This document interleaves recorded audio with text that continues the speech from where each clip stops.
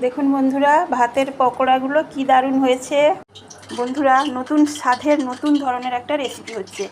এটা ভাত বেঁচে গেছে, দুপুরের ভাত।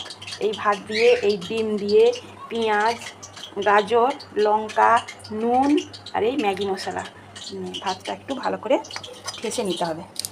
ভাতটা ভালো করে মেখে নেওয়া হচ্ছে।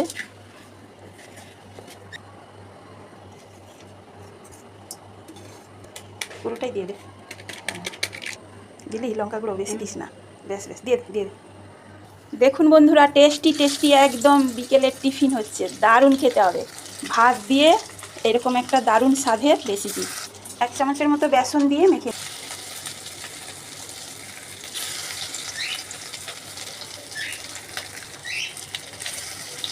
যাচ্ছে। কি হয়ে গেছে দেখ। দেখুন বন্ধুরা, ভাতের পকোড়াগুলো কি দারুণ হয়েছে। মা একটা চেখে দেখ তো। এই নে।